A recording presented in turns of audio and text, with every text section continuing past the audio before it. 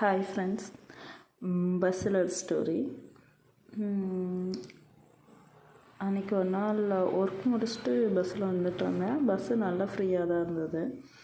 Last சீட்டுக்கு ஒரு 2 சீட்டுக்கு முன்னாடி உட்காந்துட்டு இருந்தேன். எனக்கு 20 ருபீஸ் 15 ருபீஸ் டிக்கெட்டு. நான் 20 ருபீஸ் கொடுத்துட்டு ரிமைனிங் 5 ருபீஸ் பேலன்ஸ் வாங்கிட்டு என்னன்னு தெரில பேக்கில் வைக்காமல் கையிலே தான் வச்சுட்டு ஃபோன் பார்த்துட்டு எப்போ போல் வேடிக்கை பார்த்துட்டே வந்துட்டு இருந்தேன். நான் ஏறினா ஒரு 2-3 ஸ்டாப்புக்கு அடுத்து ஒரு தாத்தா ஏறினார். என் பின்னாடி சீட்டில் தான் உட்காந்துட்டு இருந்தார். கண்டக்டர் அவர்கிட்ட ஏதோ ஒர்க் பண்ணிகிட்டே வந்துட்டு இருந்தார். நான் கவனிக்கலை. கடைசியாக தான் என் காலில் கேட்டுச்சு, 5 ருபீஸ் அந்த தாத்தா கிட்டே இல்லை, டிக்கெட்டு காசு இல்லாமல் ஏறிட்டு நீங்கள் பாட்டில் வந்து உட்காந்துட்டு இருந்தேன், நான் அப்படி டிக்கெட் கொடுக்க முடியும் அப்படின்னு சொல்லிட்டு ஆர்கியூ பண்ணிகிட்டு இருந்தார்.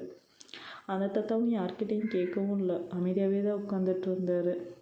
நான் டக்குன்னு திரும்பி அந்த கிட்ட இருந்த அந்த 5 ருபீஸை கனெக்டர் சார்கிட்ட கொடுத்துட்டேன். அவரும் எதுவும் இது பண்ணல, நானும் எதுவும் இது பண்ணல. கனெக்டர் சார் உடனே டிக்கெட் எடுத்து அந்த தாத்தா கிட்டே கொடுத்துட்டாரு. நானும் திரும்பி கூட பார்க்கல. நான் பாட்டில் எப்பவும் போல் ஃபோன் பார்த்துட்டு வேடிக்கை பார்த்துட்டே வந்துட்டேன்.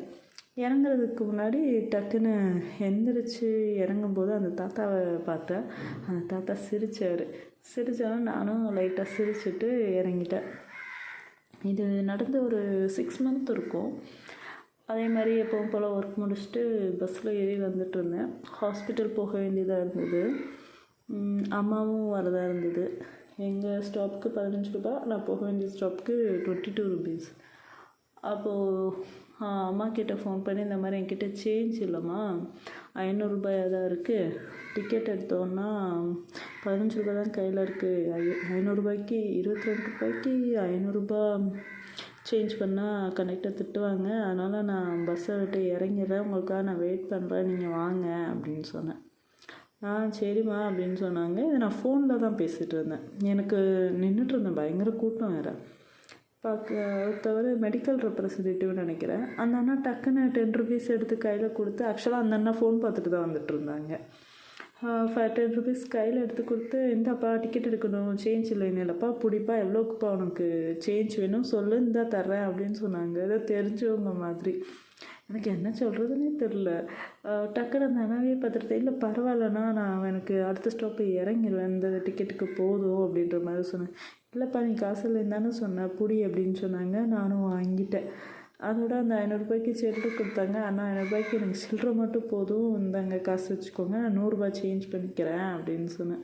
இல்லைப்பா பரவாயில்ல வச்சுக்கோ அப்படின்னு சொன்னாங்க. எனக்கு அந்த நேரம் டக்குன்னு யாருன்னே தெரியாது. எனக்கு டக்குன்னு நான் அவங்கக்கிட்ட நான் கேட்கவும் கூட கிடையாது. அவங்களா பணத்தை எடுத்து கொடுக்கும்போது ஒரு மாதிரி ஹாப்பியாக இருந்தது. எனக்கு அப்போ தான் டக்குன்னு ஞாபகம் வந்துச்சு, நானும் ஒரு நாள் அந்த மாதிரி இன்சிடென்ட் நடந்ததில்லை அப்படின்னு. அப்போ ஒரு கோட்ஸு ஞாபகம் வந்தது, முற்பகல் செய்யின் பிற்பகல் விளையும் அப்படின்னு சொல்லிட்டு. நம்ம எதிர்பார்க்காதப்போ செஞ்சது நமக்கு ஏதாவது ஒரு சுச்சுவேஷனில் ஹெல்ப் பண்ணும் இல்லையா. அவங்கக்கிட்ட சொல்லணுன்னு ஷேர் பண்ணணுன்னு தோணுச்சு. ஓகே, பாய்.